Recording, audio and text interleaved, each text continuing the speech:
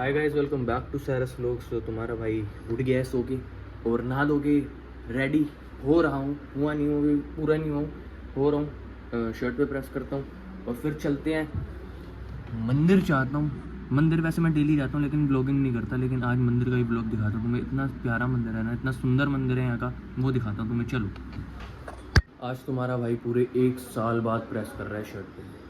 Press ही नहीं करता था शर्ट पे, क्योंकि ऑफिस वगैरह छोड़ दिया था तो प्रेस वगैरह करता नहीं था, ऐसे ही पहनता था कपड़े और ऐसे ही पहन के घर में ही रहता था क्योंकि पूरे दिन। लेकिन अब मैंने सोचा कि डेली ब्लॉगिंग करूँगा और डेली ब्लॉग्स आएंगे, तो इसलिए प्रेस भी होगी एंड बढ़िया से रेडी होके बढ़िया बनाएंगे इस बार ना ब्लॉग्स वगैरह। तो चलो लेट्स स्टार्ट प्रेस। शर्ट की हालत देखो कैसी हो रखी है। चलो भाई, आज तुम्हारा भाई तुम्हें प्रेस करना सिखाएगा, जो कि मेरे को भी नहीं आती प्रेस करनी, बट सिखाऊंगा तुम्हें, कोशिश रहेगी मेरी पूरी। ये देखो वाटरमेलन शर्ट। देखो गाइस, प्रेस करते करते ना मेरे को एक ज्ञान मिल गया और वो ज्ञान देता हूँ तुम्हें भी। दे देखो एग्जाम्पल, ये लाइफ है और ये 2 पार्ट्स हैं लाइफ के। ये पार्ट है लाइफ जब तुम सीरियस नहीं होते तब लाइफ तुम्हारी ऐसी होती है, और जब तुम सीरियस हो जाते हो तो लाइफ तुम्हारी ऐसी हो जाती है। एकदम सिंपल, एकदम बढ़िया हो जाती है। जब तुम सीरियस हो जाते हो ना चीज़ों को लेके, तो एकदम ऐसी हो जाती है, और जब तुम सीरियस नहीं होते तब तुम ऐसे रहते हो, घुचड़ मुचड़ भाई अपने अंदर ही।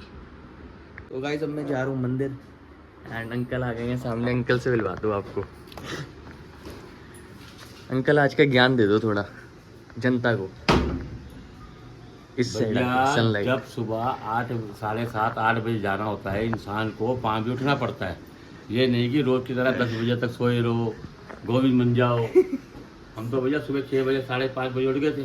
सही बात है। तैयारी व्यारी करके हम सारे बजे। तो अब ये बताओ कि हम भी कैसे उठे 5:30-6 बजे सुबह? भैया जी ऐसा रूटीन होता कैसे है, बने? जब आपने कहीं जाना है, आज आपको जाना पड़े मनाली घूमने के लिए और 4 बजे गाड़ी निकालनी हो तो आप उठ जाओगे घूमने के लिए। सही बात है।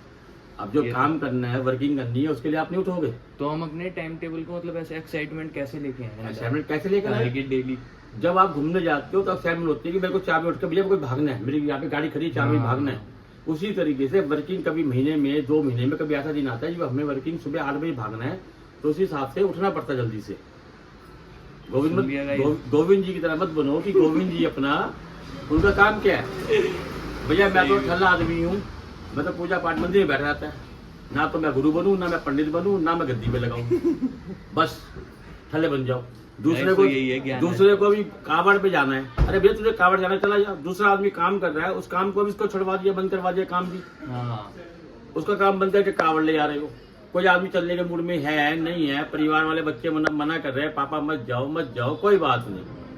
सही बात। उनको भी दूसरे बंदे को भी घसीटना। मुझे कह रहे हैं कि तुम भी चलो। अरे मैं बताओ अंकल, आज की युवाओं को क्या कहना चाहोगे आप?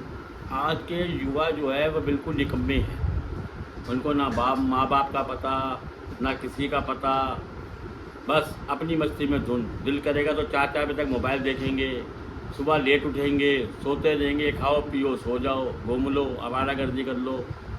माँ बाप कमा रहे हैं, कमाने दो। एकदम सही बात। लेकिन मैं ज़्यादा नहीं बोलता, भगवान डर के बोलता हूँ। हमारे माँ बाप ने सिखाया नहीं और ना हमने अपने बच्चों को आगे सिखाया। काम है तो बेटा भागना पड़ेगा। सही बात है। हर तरह से।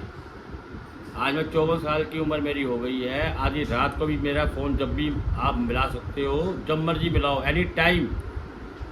फ़ोन नहीं कटेगा, फ़ोन उठेगा। इसलिए और ये चीज़ें ये है कि युवा पीढ़ी को ये समझना चाहिए कि हमारे को घूमने फिरने के साथ साथ अपना माँ बाप का और अपने काम धंधे का भी ध्यान रखना चाहिए।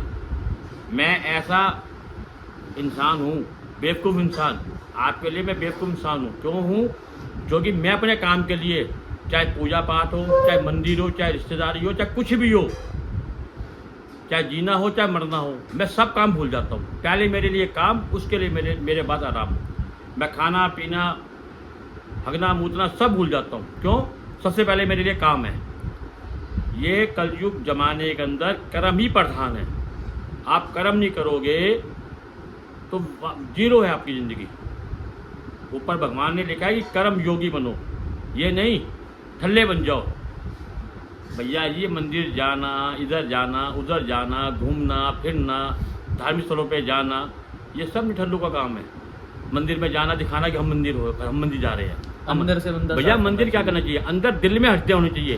प्रभु के लिए दिल में दो, प्रभु तुम्हारे दिल में बैठा हुआ है। जब तुम प्रभु को अपने दिल में नहीं जागृत कर पा रहे, तुम ये बेकार का दिखावा क्या कर रहे हो? वहाँ पे बंदा जा रहा है, 10 रुपये चढ़ा रहा है। एक बंदे ने 1 रुपया चढ़ाया, वो बेचारा गरीब आदमी फटे हाल, उसने बड़ी मुश्किल से 1 रुपया चढ़ाया गुल्लक में, मंदिर में, श्रम के मारे। और एक इंसान वहाँ पे खड़ा है अमीर, उससे बढ़कर उसने 10 का नोट चढ़ाया। 3 आदमी वहाँ खड़े, एक आदमी ने 1 रुपया चढ़ाया, वो निस्वार्थ चढ़ाया उसने 1 रुपया, क्योंकि वो गरीब था। 2 आदमी अमीर खड़े थे। तो दूसरा आदमी देख रहा कि वो पहले चढ़ाए, पहले वो चढ़ाए। उसको 10 रुपये चढ़ाता हुआ देख, उसने झट 100 का नोट निकाला और सबको दिखाता हुआ 100 रुपये डाल रहा है गुल्लक में। कॉम्पिटिशन बन गया एक तरीके ये क्या चीज़ है? ये क्या फिल्में हैं? इन फिल्मों से निकलो। आप पहले काम करो। काम, अगर आपका काम जरूरी है ना, उसके लिए सारी चीज़ें व्यस्त हैं। जो कि प्रभु का कहना है कर्म प्रधान है, ना कि मेरे मंदिर में आओ या मेरे को जल ये करो, फलाना करो। नहीं, आप अपना पहले काम करो। जो मैंने नीचे भेजा है, तुम्हारे को हाथ पैर दिए हैं इसलिए दिए और दिमाग इसलिए दिया है कि कर्म योगी बनो। आज का जीवन कितना संकट वाला है, आने वाला टाइम कितना संकट वाला हो जाएगा। सही बात अंकल, एकदम आई एग्री कि अगर मेहनत करोगे, और तुमने सुना भी होगा मेहनत का फल हमेशा मीठा होता है, तो इसलिए मेहनत करो और किसी के साथ बुरा मत करो और अपने कर्म पे ध्यान दो, दिखावे पे नहीं, कर्म पे ध्यान दो। गाइस तुम्हारा भाई निकला था मंदिर के लिए, लेकिन पता है क्या हो गया? अंकल ने इतना तगड़ा ज्ञान दे दिया, तुम्हें पता ही है, इतनी लंबी चौड़ी कहावत दे दी अंकल ने, ज्ञान दे दिया मेरे को। तो स्कूटी में हो रही थी हवा कम और पेट्रोल भी कम था, तो मैंने पहले सोचा कि पेट्रोल डलवा लेता हूँ और हवा भी डलवा लेता हूँ। पहले अपना कर्म करते हैं, उसके बाद मंदिर चलते हैं ना भाई।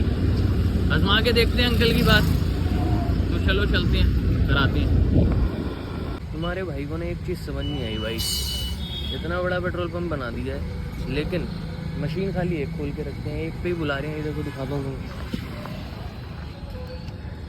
भाई, सारी मशीनें खाली हैं, सारी मशीनें खाली। लोग खड़े हुए हैं लेकिन पेट्रोल डालने के लिए कोई है ही नहीं, एक मशीन पे डाल रहे हैं खाली। पता नहीं भाई क्या स्कैम चलते हैं पेट्रोल पंप पे यार, समझ ही नहीं आता।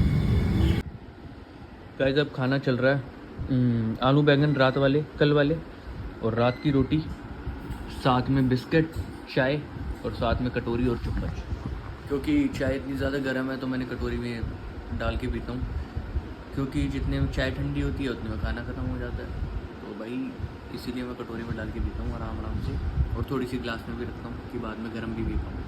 तो खाना खाते हैं, उसके बाद बनाते हैं ब्लॉग आगे भी, ठीक है? चलो।